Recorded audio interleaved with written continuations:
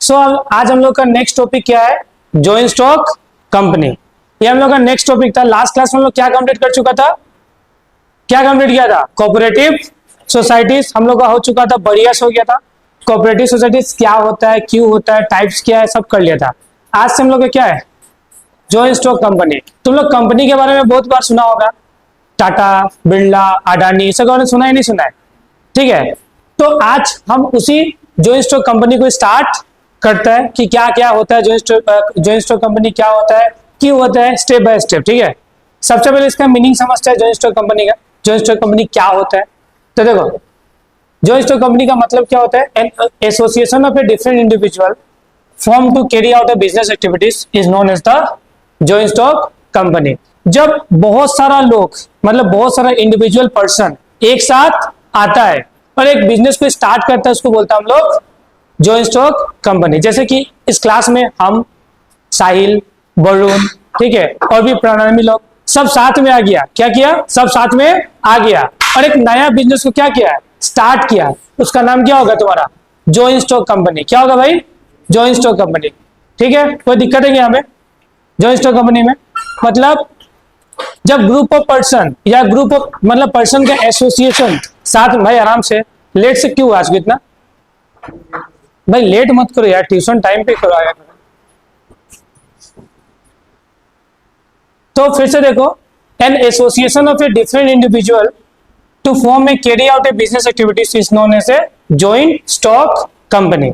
जब बहुत सारा पर्सन साथ में आता है और एक नया बिजनेस को स्टार्ट करता है, उसको क्या बोलते हैं हम लोग? Joint stock company. अब कंपनी को बड़ा बनाने के लिए पर्सन चाहिए होगा, नहीं चाहिए होगा? तो सब साथ में आया, एक कंपनी को क्या किया? फॉर्म किया। उसका नाम क्या रखा गया? Joint stock company. ठीक है, this form of organisation has a independent legal status from its member. देखो, इस तरह के कंपनी में इसका मालिक अलग होता है, मेंबर्स अलग होता है और कंपनी का अलग स्टेटस होता है। जैसे कि तुम लोग को पहले भी मैं बता चुका ना, कॉन्सेप्ट। क्या कॉन्सेप्ट बता था अकाउंट्स में? बता दो ना, क्या concept? Entity concept. Entity concept आपको क्या समझाता है कि बिजनेस एंड बिजनेसमैन अलग होता है। आज के डेट में रिलायंस कुछ भी किया तो केस, कुछ भी फ्रॉड वगैरह किया तो केस किस पे होगा? रिलायंस कंपनी पे। अब मुकेश अंबानी को थोड़ी ना पकड़ के लेके आएगा। कंपनी क्या है? कंपनी का मतलब एक सेपरेट लीगल एंटिटी है। इसमें मालिक अलग होता है और ओनर क्या होता है? अलग होता है। तो जॉइंट स्टॉक कंपनी का भी एक खुद का क्या होता है? लीगल स्टेटस होता है। क्या होता है?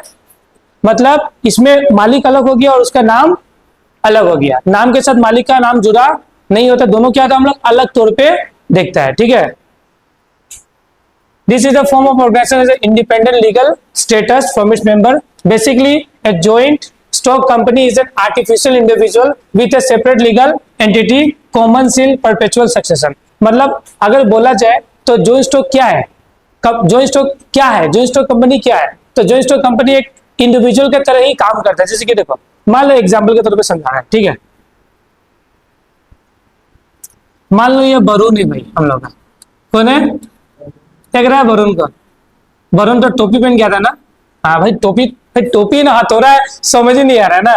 तो मान लो ये कौन है? कौन है भाई? ये तो वरुण है। ठीक है, कौन है? वरुण है।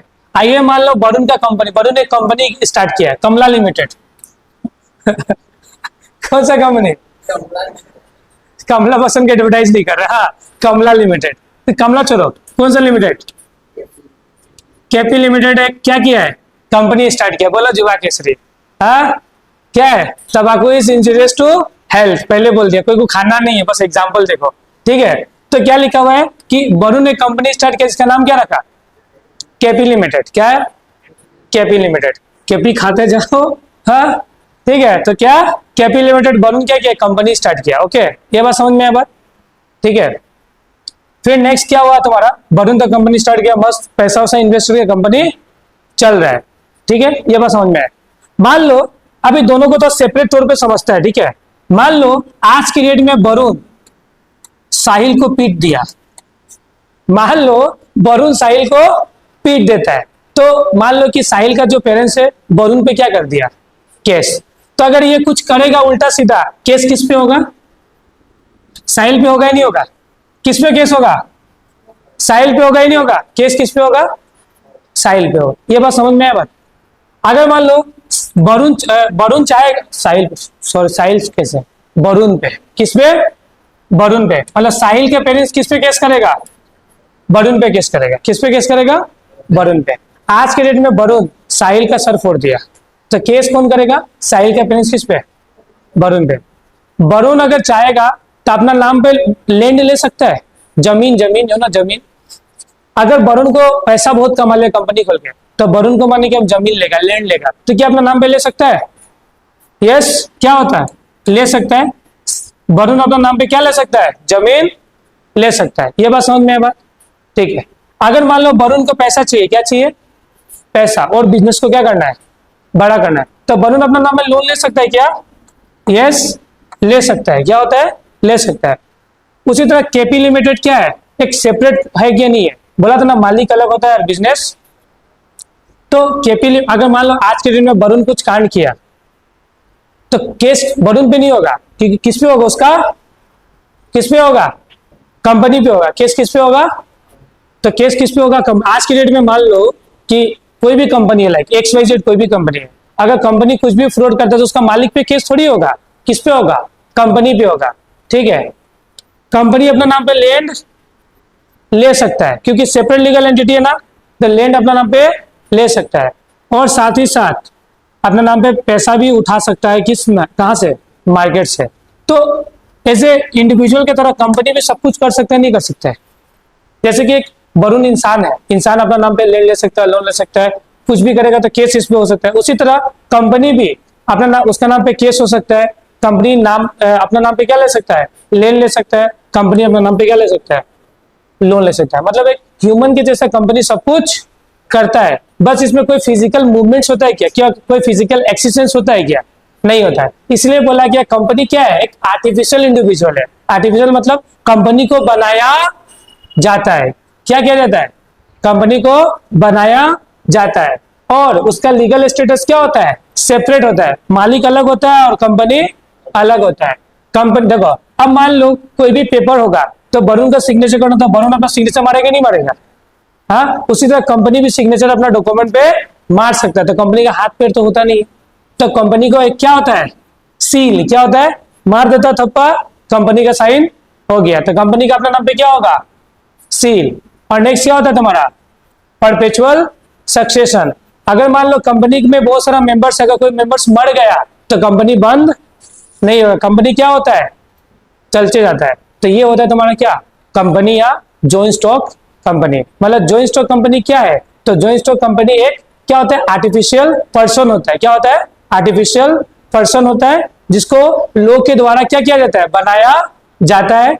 वह एक ह्यूमन बीइंग के जैसा सब कुछ कर सकता है, बस उसमें कोई फिजिकल मूवमेंट्स नहीं होता है। और साथ ही साथ जॉइंट स्टॉक कंपनी एक क्या होता है, एसोसिएशन होता है। क्या होता है, कैसा एसोसिएशन, ग्रुप ऑफ पर्सन साथ में आता है और एक बिजनेस स्टार्ट करता है, उसको क्या बोलते हैं हम लोग, जॉइंट स्टॉक कंपनी। अब बात समझ में आया जॉइंट स्टॉक कंपनी क्या है, आया ना, किसी को दिक्कत है यहाँ पे, हाँ आया ना सबको।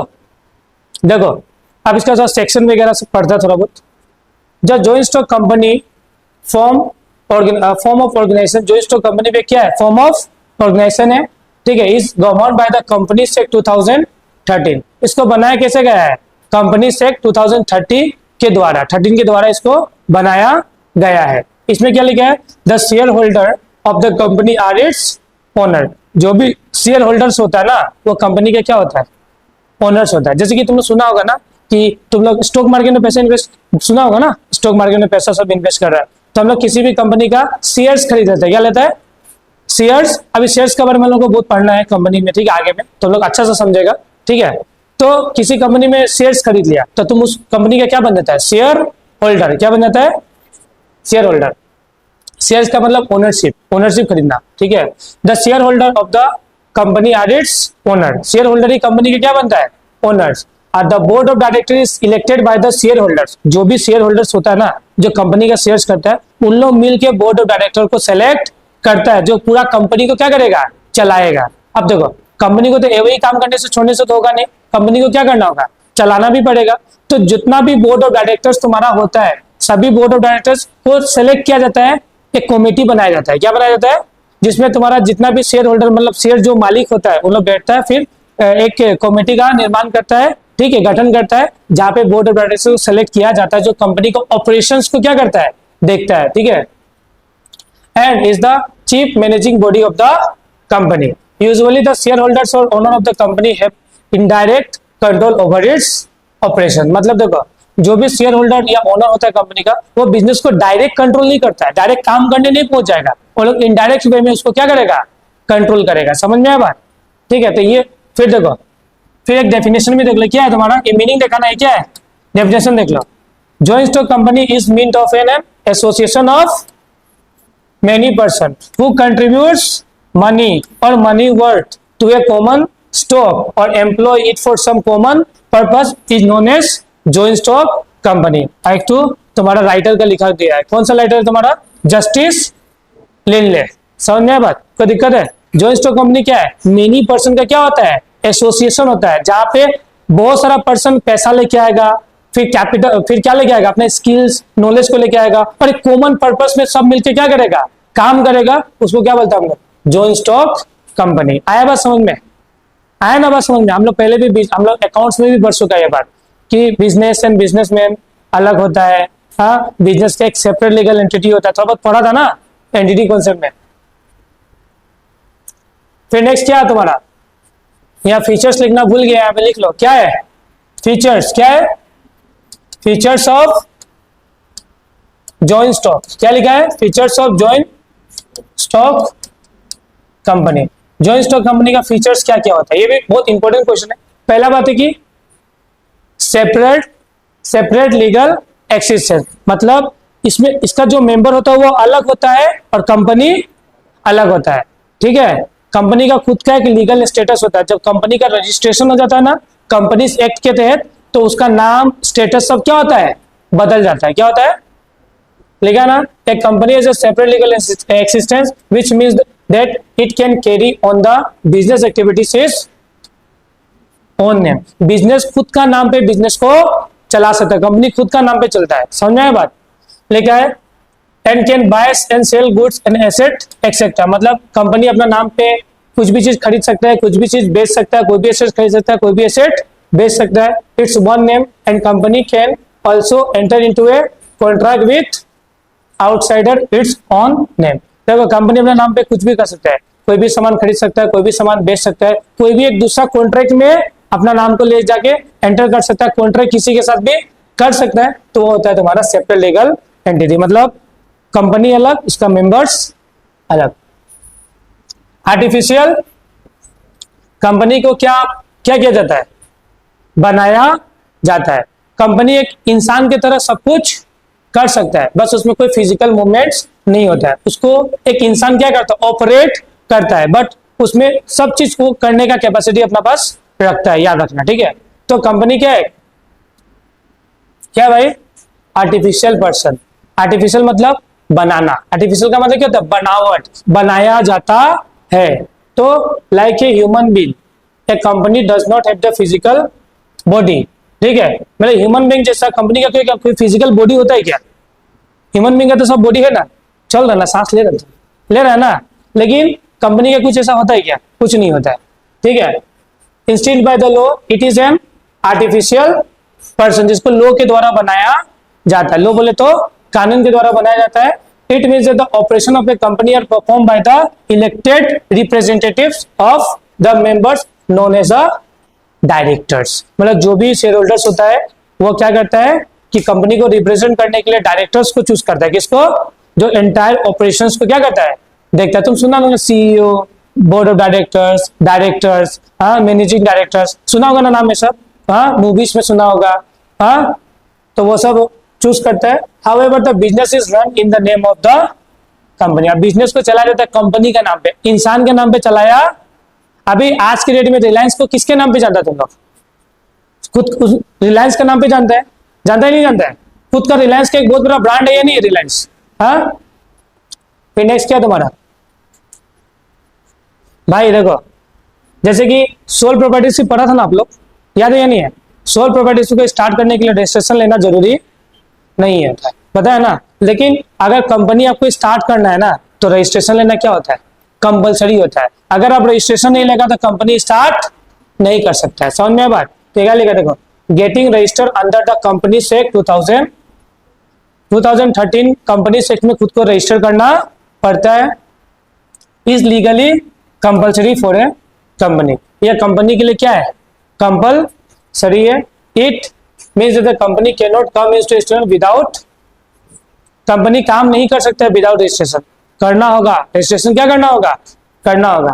फिर नेक्स्ट क्या तुम्हारा? परपेचुअल सक्सेशन कितना बार बता चुका ना, क्या होता है परपेचुअल सक्सेशन भाई?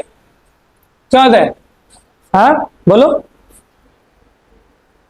हाँ मतलब बोलने का मुद्दा ये है, अगर मान लो कि कोई मेंबर है, अगर उसका डेथ हो गया या रिटायरमेंट हो गया तो कंपनी बंद, वो चलते रहता है, इसमें फायदा ये नहीं है। लेकिन सोल प्रॉपर्टीज में ऐसा था, अगर मालिक गया, टपक गया तो बिजनेस गया, ठीक है। लेकिन इसमें ऐसा बहुत फायदा ही नहीं है, मेंबर आओ जाओ बिजनेस। लेकिन याद है पार्टनरशिप में भी पढ़ा था ना, पार्टनरशिप में अगर कोई पार्टनर क्या हुआ, मर गया, तो बिजनेस क्या होता था? बंद हो जाता, डिसॉल्व हो जाता था क्या?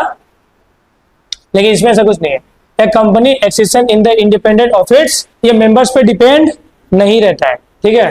ए company is form by the law and can and by the, company को बनाया जाता है लॉ के द्वारा और खत्म भी कैसे करेगा?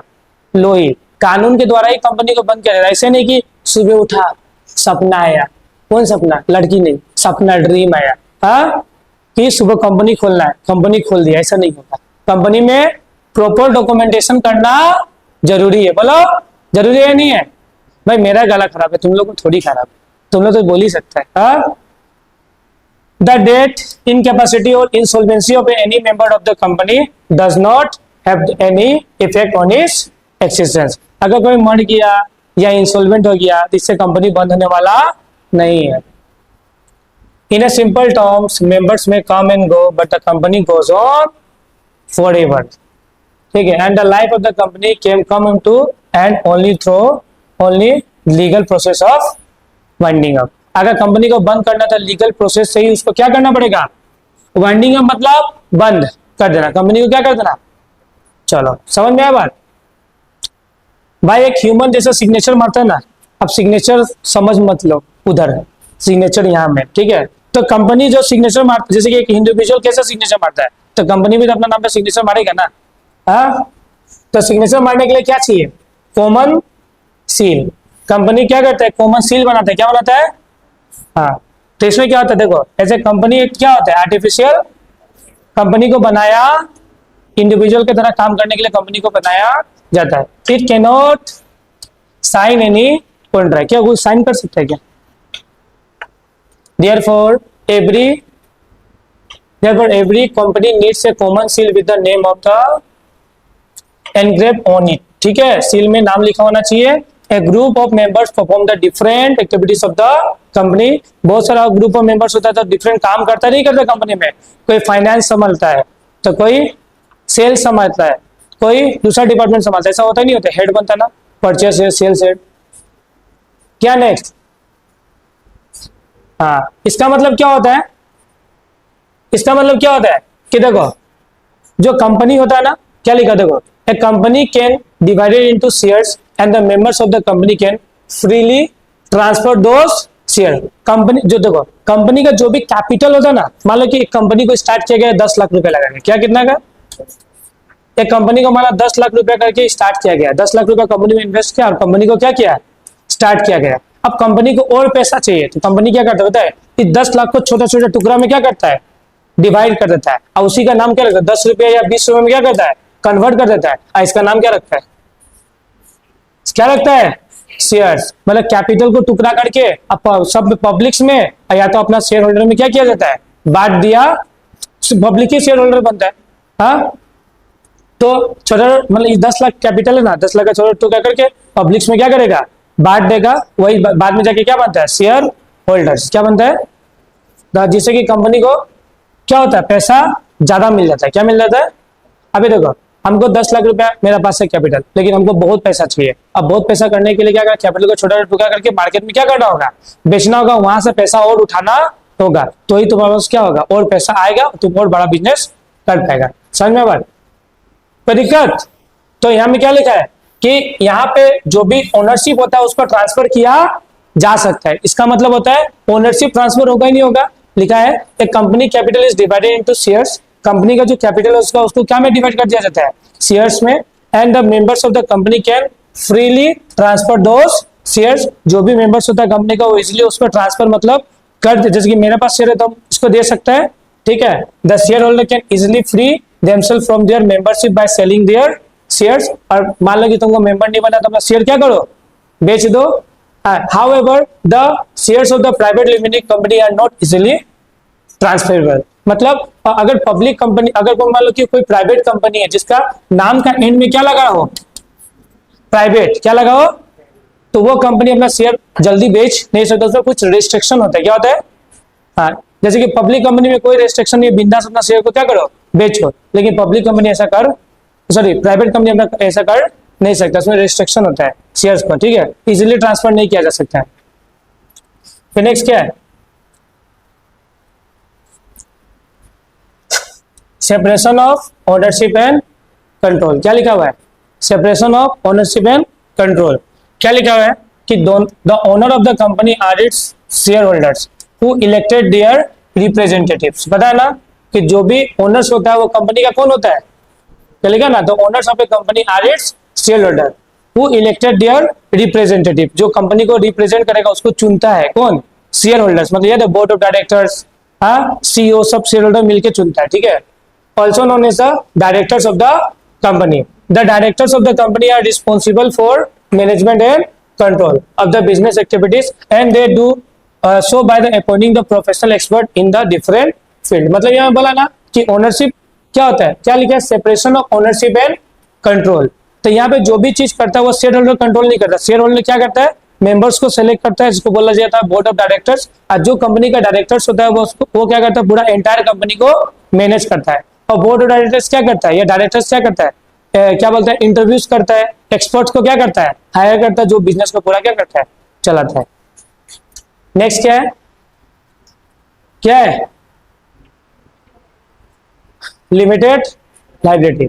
इसमें जो लाइबिलिटी होता है वो क्या होता है, लिमिटेड होता है। इसमें पर्सनल एसेट बिकता नहीं है। इसमें जो पब्लिक का जो पर्सनल एसेट है ना, जो भी शेयर होल्डर्स उसका पर्सनल एसेट में बिकने वाला नहीं है, याद रखना, ठीक है। तो इसमें पर्सनल एसेट बिकता नहीं है। तो मतलब जैसे कि देखो, अगर मान लो the liability of the members of the company is limited to the extent of the share contributed by them in the company. मतलब अगर कोई शेयर होल्डर है, अगर 1 लाख रुपए का शेयर में पैसा इन्वेस्ट किया है तो 1 लाख का लाइबिलिटी का ही लाइबल होगा, उससे ज्यादा वो लाइबल नहीं होगा। जैसे कि फॉर एग्जांपल में देखो, ठीक है, मान लो कि 1 लाख, देखो for instance if A member has contributed 1 lakh, member कितना कंट्रीब्यूट किया है, 1 लाख। 1 लाख को कैसे डिवाइड किया, 1 लाख डिवाइडेड बाय 100, मतलब एक शेयर का दाम कितना हो गया, 100, तो कितना शेयर हो गया, 1000 शेयर्स हो गया, ठीक है। Then the member will be liable up to 1 lakh only in case of the insolvency and the winding of the business। समझ में भाई, जब बिजनेस बंद होगा, अगर मेंबर 1 लाख का शेयर खरीदा ना, तो लाइबिलिटी भी उसका कितना का बनेगा, 1 लाख है, उससे ज्यादा बनेगा नहीं। तो इसमें क्या होता है कि पर्सनल एसेट्स बिकता नहीं है, जितना लाइबिलिटी होगा वही देना होगा, उससे ज्यादा देना नहीं है। लाइबिलिटी का मतलब तो पता ही है, लाइबिलिटी मीन्स ऑब्लिगेशन टू पे। मान लो हम वरुण से 10 रुपए लिया है, वरुण को हमको देना है ना पैसा, वो क्या होता है मेरे लिए, क्या होता है, लाइबिलिटी होता है। बात समझ में ना, लाइबिलिटी हम लोग बहुत बार पढ़ चुका है, ठीक है। तो आज इतने देने से, ठीक है। तो आज का क्लास करते हैं फाइनली हम खत्म। नेक्स्ट क्लास में हम एडवांटेजेस करा देगा, क्योंकि आज तबियत उतना अच्छा है नहीं, ठीक है। तो आज का क्लास फाइनली करते हैं हम लोग खत्म।